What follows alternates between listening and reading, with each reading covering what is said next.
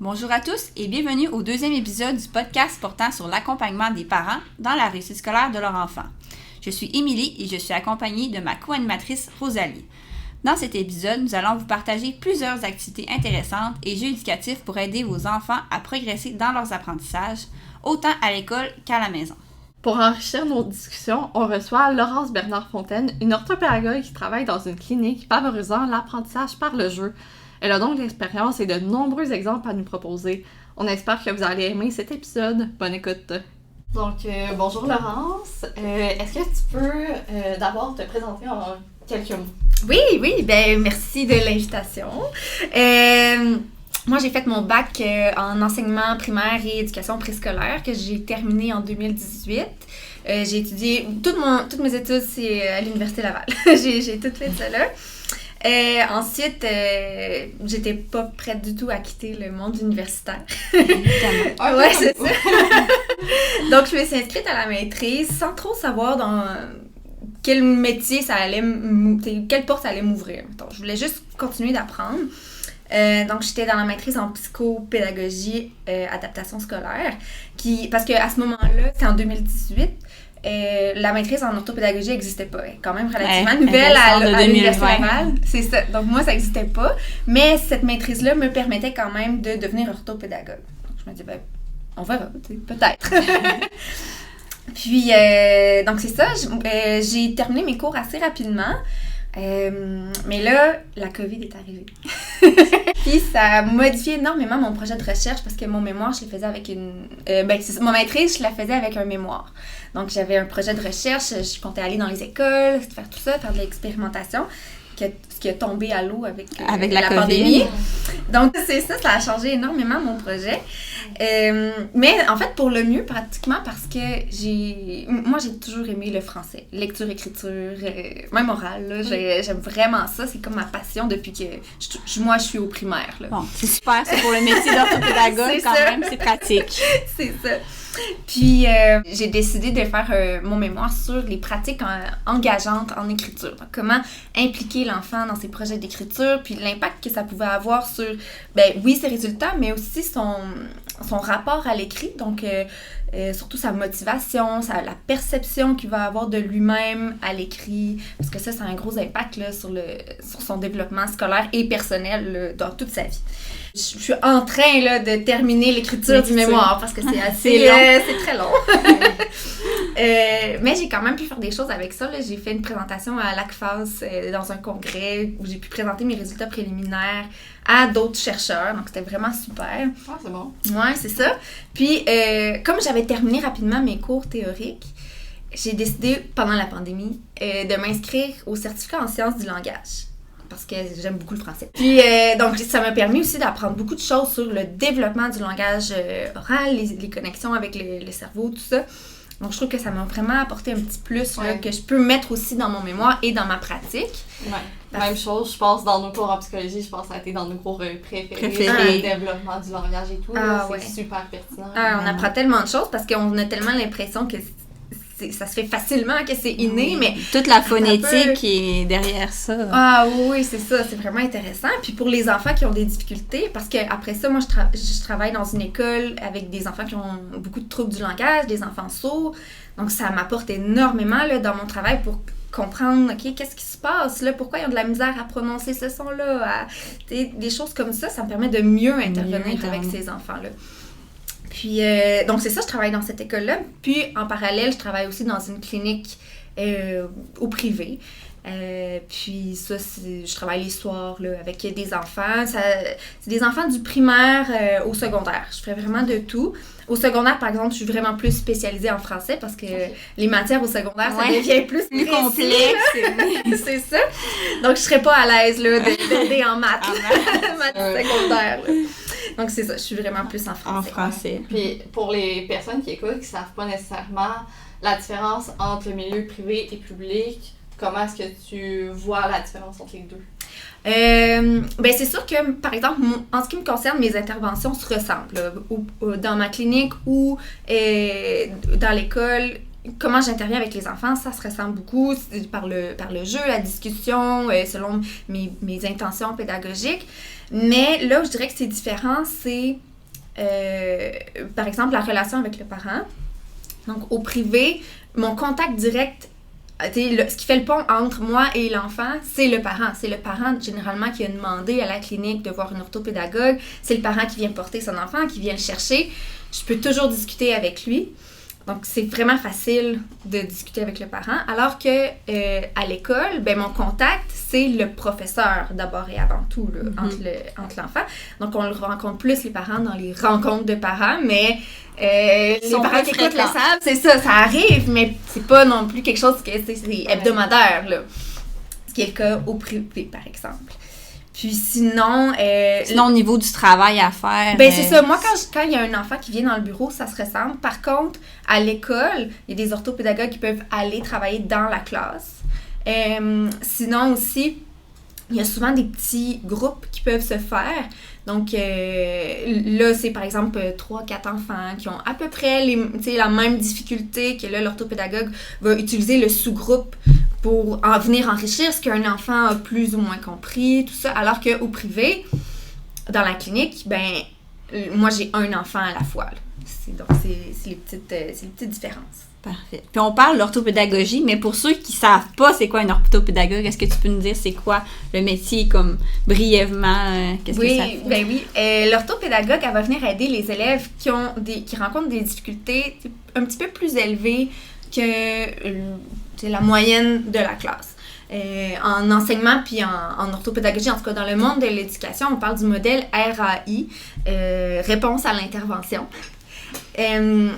Donc, les interventions, par exemple, de niveau 1, ben ça, c'est l'enseignant qui les fait dans sa classe pour aider. Celui-là, cet élève-là, j'ai l'impression qu'il y a une petite difficulté là-dedans, je vais venir l'aider. C'est réglé. On continue, on passe à autre chose. Au niveau 2, là, on va venir faire des sous-groupes, comme je disais tantôt, d'élèves qui ont à peu près les mêmes difficultés, puis on va travailler en sous-groupe avec ces enfants-là, là où l'orthopédagogue peut entrer en jeu. Puis sinon, au niveau 3, là, c'est vraiment du 1-1. Quand l'intervention du niveau 2 n'a pas fonctionné, là, on va passer au niveau 3.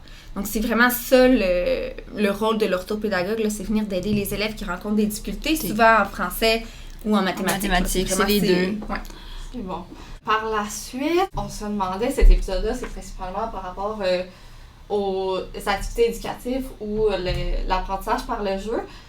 On se demandait, pour un parent qui écoute notre épisode, comment est-ce qu'il peut choisir un jeu, par exemple, comment est-ce qu'il peut venir stimuler l'enfant sur le plan intellectuel pour améliorer ses compétences académiques? Oui, bien, d'abord, c'est sûr qu'il faut cibler c'est quoi la difficulté de l'enfant. Parce que ça... tu sais, c'est pas toujours évident pour un parent, là, quand il connaît pas du tout le monde de l'éducation. Donc, moi, ce que je ferais, ça serait de poser la question à l'enseignante ou à l'orthopédagogue, si l'enfant en voit un, pour vraiment savoir, OK, je vois bien dans son bulletin que lecture, c'est pas super, mais la lecture, c'est grand, là, ça implique beaucoup de choses. Est-ce que c'est dans le décodage? Est-ce que c'est vraiment au niveau... Est-ce qu'il y a une lecture saccadée qui fait qu'il n'est pas capable de comprendre le sens? Ou bien, le décodage va bien, mais comprendre l'implicite, faire des inférences, ce qui n'est pas écrit dans le texte, faire des liens avec tes connaissances, les images mentales. Donc, c'est pas le même genre d'intervention là, qu'on va faire. Donc, c'est pour ça que c'est important d'abord et avant tout de savoir c'est quoi la difficulté qu'on veut travailler avec l'enfant. Après ça, il y a une panoplie de jeux qui existent, là, éducatifs, que ce soit en magasin ou en ligne. Il y a beaucoup de choses, mais il y a aussi des choses qu'on peut fabriquer. Là. Moi, je fabrique beaucoup de jeux pour mes élèves. Là. Ah oui? Peux-tu nous donner des exemples? Ben oui. Donc, par exemple, si je veux travailler la conjugaison, je vais... Tu sais, souvent, les enfants, ils ont un verbe à étudier pour la semaine avec un temps prescrit. Ben là, je peux fabriquer un dé. Ben, j'ai déjà un dé, disons. Là. Puis là, je vais coller dessus la personne, tu sais, les personnes. Fait que je, tu, il, nous, vous, elle au pluriel. Ah. Intéressant. T'es intriguée. Puis là, ben, ça va être de brasser le dé, puis le parent peut jouer avec l'enfant, là, tu sais, c'est pas juste, parce que c'est sûr c'est plate pour l'enfant, c'est juste lui qui joue, il va moins se sentir dans le jeu. Moins impliqué. C'est ça. Donc, c'est vraiment une compétition, là, parent-enfant. Le premier qui arrive à écrire tout le verbe au complet. Fait que là, tu brasses le dé, OK, j'ai brassé tu, là, il faut que j'écrive mon verbe tu à tel temps. OK, c'est beau. Là, c'est aux parents de lancer le dé. Donc, tu sais, ça prend pas grand-chose, là. Tu sais, des fois, ça peut être facile d'intégrer les intérêts de l'élève. Tu sais, je me souviens d'un jeune qui adorait le monde des Pokémon, puis il y avait évidemment plein de cartes. Puis moi, j'utilisais, en haut, il y a toujours un petit nombre de la force du Pokémon. Puis j'utilisais ça pour travailler les maths. Donc, exemple, une force de 60, une force de 80. On peut travailler la notion de plus grand, plus petit, laquelle est plus forte. Faire de l'addition, ok, tu as 2 cartes de temps et temps, on va aller pratiquer à faire l'addition selon, sur une feuille de papier pour voir combien tes personnages sont forts, tu sais. Donc, il y a tout plein d'idées comme ça que c'est possible. Puis dans nos recherches aussi, on avait trouvé des activités pour travailler les sens à la maison avec le vocabulaire. Par exemple, avec le toucher, de faire une boîte, de faire 2 trous sur les côtés, puis de mettre des objets à l'intérieur. Puis l'enfant, il faut qu'il essaie de deviner c'est quoi. Juste ça peut comme le faire, comme travailler, chercher ses mots. Ou encore avec l'odorat, de couper des fruits, de couvrir les yeux de l'enfant, dans le fond, puis de le faire sentir, puis essayer de deviner c'est quoi. Pour le primaire, des fois, le premier cycle, ça peut être une activité intéressante. Puis d'autres activités plus, des fois, secondaires, même primaire, ça se fait, c'est d'organiser comme un cercle de lecture, mais avec tous les membres de la famille. Fait que tout le monde choisit un livre, puis après ça, de raconter son livre, le résumé, qu'est-ce que tu as aimé de ton histoire. Ça peut être une bonne idée. Ou de faire une journée thématique. Tout le monde se déguise. On choisit un pays, une culture. Et on fait des repas. C'est des idées comme intéressantes qu'on avait trouvées. Puis, il y a plein de guides qui ont été faits pour aider les parents à cibler des jeux qui existent déjà. Des jeux de société. Des jeux de société. On va en mettre quelques-uns en barre de description si ça intéresse les personnes qui écoutent. Oui, puis on peut aussi prendre, mettons un serpent et échelle. Oui. De la planche, ou bien sinon, si vous n'en avez pas à la maison, vous pouvez le fabriquer là, facilement. C'est avec un carton, vous faites des cases jusqu'à un certain nombre, là, ça dépend de l'âge de l'enfant. Vous avez un dé probablement, donc c'est quand même facile à fabriquer ou à réutiliser. Puis là, c'est vraiment un jeu. Puis, juste serpent et échelle, si votre enfant est jeune, ça fait travailler le nombre, on descend, OK. Puis là, on peut y aller dans la discussion, OK. Là, t'as reculé, mais t'as reculé de combien? Ou t'as avancé combien? Il t'en manque combien avant d'arriver à la fin du jeu, si par exemple 100 ou quelque chose comme ça. Ça peut être aussi de créer des cartes avec les mots de vocabulaire de la semaine. Puis là, on implique l'enfant là, dans la création des cartes. Là. C'est pas vous qui faites ça à 9h du soir. Bien sûr. C'est l'enfant et vous qui les créez. Puis là, on lance le dé. Le parent pige une carte. OK, tu dois appeler le mot maison, qui est dans la liste de mots de vocabulaire de la semaine. L'enfant épelle. S'il réussit, il peut avancer du nombre qui est écrit sur le dé qu'il a lancé. Puis là, c'est le premier qui arrive à la fin. T'sais. Puis encore une fois, le parent est impliqué. T'sais. Puis s'il se trompe, t'avances pas. Ou bien s'il lui en manquait juste un petit peu, tu peux avancer de la moitié de ton dé. Mais en même temps, on travaille aussi les maths, là. Puis c'est sous forme de jeu. Donc, c'est quand même plus amusant. Puis on va souvent répéter les mêmes mots parce qu'il y a peut-être 8 mots de vocabulaire à peu près. Là, en tout cas, ça dépend des niveaux, mais à peu près 8 mots. Donc, on peut les réécrire plusieurs fois, là, ou bien les repiger plusieurs fois, puis ça les fait répéter. Puis pour les enfants qui sont plus sportifs aussi, tu sais, de faire ça avec un ballon, travailler les mots de vocabulaire en se lançant un ballon, ou avec les maths aussi, faire addition, soustraction, multiplication en se lançant un ballon, ça peut être un moyen de faire bouger l'enfant en même temps, de faire pratiquer des notions. Question, c'est quoi les bénéfices pour l'enfant de faire ce genre d'activité-là à la maison? Il y en a, en tout cas, moi, je trouve qu'il y en a quand même plusieurs. Premièrement, l'apprentissage, là, c'est sûr qu'il n'est pas en train de rien faire. Il est en train quand même d'étudier, par exemple, ses mots de vocabulaire, ses tables, peu importe. sans s'en rendre compte peut-être aussi, là, C'est ça. l'enfant, c'est plus subtil. Ben, c'est ça aussi, l'autre aspect intéressant, c'est que ça peut venir travailler, développer la motivation, puis l'estime de soi, tu sais, de se dire, hey, j'ai du plaisir, là, comme c'est le fun, puis je suis bon, je suis capable de battre mon parent, là. Puis c'est ça qu'on veut, là, parce qu'une période de devoirs et leçons qui se termine en pleurs ou tu sais qu'on est obligé d'abréger parce que là ça marche pas, personne veut ça, l'enfant veut pas ça, le parent veut pas ça, les profs veulent pas ça, tu sais, personne veut ça. Donc y aller avec une approche par le plaisir, ça permet quand même d'éviter ça ou en tout cas de réduire le risque, là. Sinon aussi ça peut faire un pont entre la maison et l'école parce que ça a quand même une influence sur l'enfant, l'implication du parent dans ses devoirs, dans ses leçons. Puis c'est sûr que si c'est une période agréable, ben il va faire une association que c'est plus le fun à prendre, puis il va voir que le parent est impliqué, puis qu'il trouve ça important, l'école. Puis ça, c'est important de démontrer ça à nos enfants, là, en tant que parents. C'est important l'école, puis on peut s'amuser, puis on apprend des nouvelles choses, c'est excitant. C'est stimulant, oui. C'est ça, c'est vraiment important. Puis pour les parents qui ne sauraient pas nécessairement par où commencer, tu sais, avant tout, ils n'ont pas d'études en éducation, mais qu'ils veulent s'impliquer davantage, ils ne savent pas comment s'y prendre, quel conseil tu pourrais leur donner par où commencer? C'est sûr que l'enseignante, c'est vraiment une porte d'entrée là, pour connaître l'enfant. Vous connaissez votre enfant, c'est vous qui le connaissez le mieux, mais la professeure connaît l'élève. Fait que, tu sais, c'est de vraiment passer par l'enseignante. Faut pas être gêné de poser nos questions. Ben non! Ils sont là pour ça, les enseignants, après tout. Là. C'est ça. Puis ils vont pouvoir vous pister un petit peu. C'est sûr qu'ils n'ont pas non plus 1000 heures à donner, là. Non, c'est ça. Mais ils vont quand même pouvoir vous pister un peu. Puis après ça, je sais que des fois, ce qui peut être imposant, c'est « Hey, mais les mots ont changé. » Tu sais, le prédicat. Qu'est-ce que c'est ça, cette affaire-là? Ouais.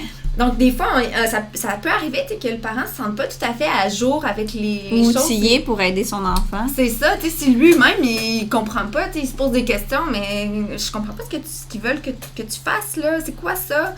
Puis là, l'enfant qui a des difficultés, il pourra pas aider non plus, là. Mais c'est correct que l'enfant voit que vous aussi, vous essayez de comprendre, parce que c'est sûr que c'est un peu tannant pour l'enfant. Les adultes, ils savent tout, puis moi, je sais rien, c'est plate. Mais il y a des outils, par exemple, comme, je travaille pas pour eux, mais Alloprof. Tu sais, Alloprof, c'est tellement une ressource incroyable. Autant pour les enfants que, tu sais, il y a des jeux, il y a des vidéos explicatives, il y a le clavardage aussi avec des professionnels. Mais pour les parents aussi, parce qu'il y a des pages théoriques qui permettent d'expliquer certaines notions, puis c'est super bien vulgarisé parce que ça s'adresse aux enfants. Mais pour les adultes aussi, là, c'est vraiment génial. Donc, aller faire juste jeter un petit coup d'œil là, sur cette page-là, c'est super bien expliqué. Même nous, on a trouvé plusieurs informations sur ce site-là. Ben oui, justement. C'est ça. Là. Oui, moi, je l'utilise, là, Alloprof. Là, c'est vraiment génial. Là. Comment t'amènerais l'élève démotivé à s'engager, justement, dans ses devoirs? Bien, c'est sûr que l'approche par le jeu peut engager un enfant qui est démotivé parce que c'est plaisant, comme on l'a dit tantôt, mais c'est aussi de discuter avec l'enfant. Quand est-ce que tu préfères faire tes devoirs? Est-ce que t'aimes mieux avant le souper, après le souper, directement quand tu reviens de l'école? Tu sais, ça change selon l'enfant. Le lieu aussi peut faire une différence. Le lieu peut changer. Oui, c'est ça, le lieu peut changer. Puis, est-ce que t'aimes mieux faire tous tes devoirs en un bloc ou on met une petite minuterie pour, OK, là, on fait un 15 minutes sur tes maths. Après ça, pause, qu'est-ce que tu as envie de faire? Collation. C'est ça. Après ça, OK, on en refait un autre. Parce que ça dépend vraiment des enfants. Puis, ça se peut que votre enfant le sache même pas. Donc, faire des essais-erreurs, c'est correct. Puis, c'est de lui donner un peu de contrôle parce que c'est sûr que toujours se faire dire, ben là, c'est l'heure de faire tes devoirs. Lui, là, toute la journée à l'école, il s'est fait dire quoi faire. Il arrive à la maison, il est fatigué, vous autres aussi. Tu sais, juste de lui donner un petit peu de contrôle puis de discuter avec lui sans que ce soit vraiment négatifs. Là, il va falloir que tu les fasses. Là, on soupe bientôt, mettre de la pression comme ça. Puis je comprends que des fois, il y a des soirs que, OK, là, ça marche pas. Là. Vous autres aussi, vous avez eu une mauvaise journée. C'est bien correct. On peut laisser ça, une soirée qu'on laisse de côté. Parce que c'est mieux de pas faire la période de devoir comme on pensait la faire si l'enfant est vraiment pas réceptif, puis que c'est la crise, puis tout ça. Ça va juste... apporter une impression négative. C'est ça. Puis là, il va associer ça à ce que ce soit plate, puis à ce que les devoirs, ce soit... tu sois en souffrance quasiment, là. Mais le fait de prendre des pauses, justement, puis de plus contrôler son environnement, le temps, ça vient enlever aussi une charge cognitive pour lui. Tu sais, c'est pas un gros 1 heure, il doit se concentrer, juste faire ça. Tu sais, c'est comme, ça vient faire des pauses, ça l'allège la tâche aussi. C'est ça, c'est important de s'adapter à l'enfant que... Ben oui. Mais oui, puis tu sais, c'est ça, une soirée là, que ça marche pas l'étude de mots de vocabulaire. OK, regarde, va construire un fort, là, avec les coussins, là, dans le salon, là, pendant que moi, je prépare le souper. Après le souper, on va se faire, comme tu disais tantôt, une soirée lecture. Puis j'adorais ton idée, tu sais, qu'on lit tous le même livre. Mais là, si c'est plus improvisé, ben moi aussi, je vais lire un livre, tu sais. Le parent aussi peut lire, même si c'est pas le même livre que l'enfant. Ben oui. Puis, t'es rendu où, là? Qu'est-ce qui se passe dans ton livre? Juste discuter comme ça, puis de voir le parent lire, puis avoir du plaisir à lire, ça aussi, ça a un gros impact là, sur ses... Parce que le parent veut pas, c'est une source d'influence plus grande qu'on peut se l'imaginer parfois. Là. Donc, tu sais, de voir que le parent, il aime lire, il aime apprendre, il est curieux, ben, certain, ça peut aider l'enfant à faire pareil. Mais oui. Puis, tu sais, de partager la lecture aussi, des fois, ça, on se dit, mais là, l'enfant, il faut qu'il fasse son devoir tout seul, je vais pas trop l'aider, mais c'est ça, une soirée que ça va pas super, OK, on va prendre un livre, puis moi je lis une page, toi tu lis l'autre, puis là qu'est-ce que tu penses qu'il va se passer après, pourquoi ce personnage-là maintenant il est triste, là, qu'est-ce qui s'est passé pour qu'il se sente comme ça, puis vraiment de lire avec l'enfant, puis de pas hésiter à lire pour lui. Tu sais, on n'est pas en train de faire tout le travail pour lui, là, je dis pas de tout le temps faire ça, mais on est en train de lui montrer un exemple de lecteur expert, de comment on lit avec une intonation. On est en train de lui montrer que nous aussi, on aime lire. Puis on est en train de lui montrer quel genre de questions on doit se poser pendant qu'on lit un livre pour s'assurer qu'on comprenne bien. Puis, on passe un beau moment, parents, enfants, ce qui est riche. Juste d'être présent, ça vient favoriser la relation parent-enfant. C'est ça qu'on veut, là. C'est super. C'est pas toujours facile, mais... non, c'est ça. Ça reste quand même une bonne chose. Je pense qu'on a fait pas mal le tour de nos questions. Donc, merci beaucoup, Laurence, d'avoir participé à cet épisode. Puis, pour les auditeurs, on vous invite à consulter la barre de description pour avoir accès à plusieurs ressources supplémentaires, dont les guides de jeu. Et on vous souhaite une bonne journée et on se revoit au prochain épisode.